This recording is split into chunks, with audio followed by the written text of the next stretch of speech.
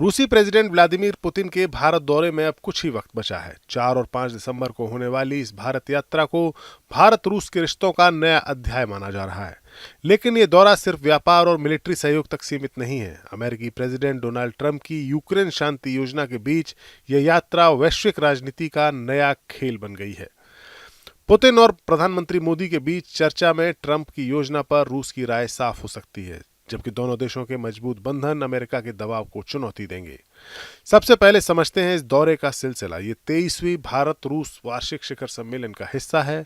Putin का ये दौरा 2021 के बाद पहला भारत दौरा है और कुल मिलाकर उनका 10वां भारत दौरा। क्रेमलिन की ओर से कहा गया है कि यात्रा राजनीतिक, आर्थिक, वैज्ञानिक और सांस्कृतिक क्षेत्रों में रिश्तों को मजबूत करेगी। पुतिन ने मंगलवार को मॉस्को में एक निवेश मंच पर कहा कि हम भारत के साथ सहयोग को नई गुणवत्ता देंगे।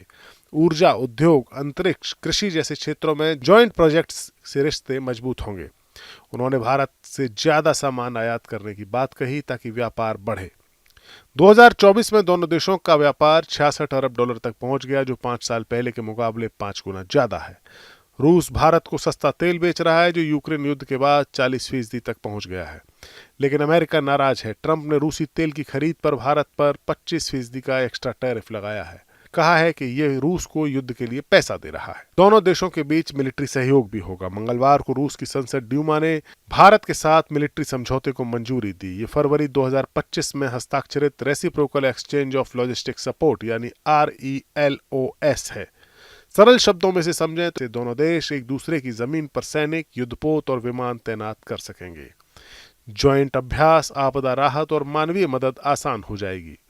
ड्यूमा के स्पीकर व्याचेस्लाव वोलोडिन ने कहा कि भारत के साथ हमारे रिश्ते रणनीतिक और विशाल हैं। हम इन्हें महत्व देते हैं। ये समझौता हमारे बंधन को नई दिशा देगा। रक्षा क्षेत्र में रूस भारत को 36% हथियार देता है।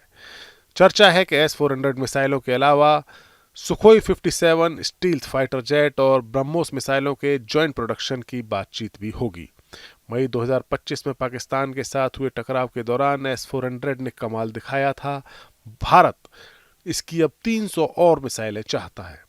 ये सब ट्रंप की शांति योजना के साथ साथ हो रहा है। ट्रंप ने यूक्रेन युद्ध को खत्म करने के लिए 20 सूत्रीय योजना पेश की है, जिसमें यूक्रेन की फौज पर सीमाएं लगेंगी और उसको सुरक्षा की गारंटी दी जाएगी।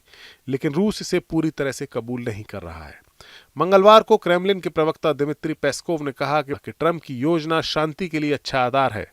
हम उम्मीद करते हैं कि इसमें समझौता हो। उन्होंने कहा कि यूरोप युद्ध चाहता है, जबकि ट्रंप कोशिश कर रहे हैं कि युद्ध न हो। पुतिन ने ट्रंप के विशेष दूत स्टीव विटकॉफ से मॉस्को में 5 घंटे तक बात की, लेकिन यूक्रेन के 4 इलाकों पर दावा बरकरार रखा। पेस्कोव ने भारत की दोस्ताना भूमिका की तारीफ की और कहा कि भारत शांति में मदद कर सकता है। भारत ने हमेशा कहा है कि यूक्रेन मुद्दे का हल बातचीत से हो। 2024 में मोदी ने यूक्रेन जाकर शांति का संदेश दिया था, लेकिन रूस के साथ ऑयल डील से अमेरिका दबाव डाल रहा है।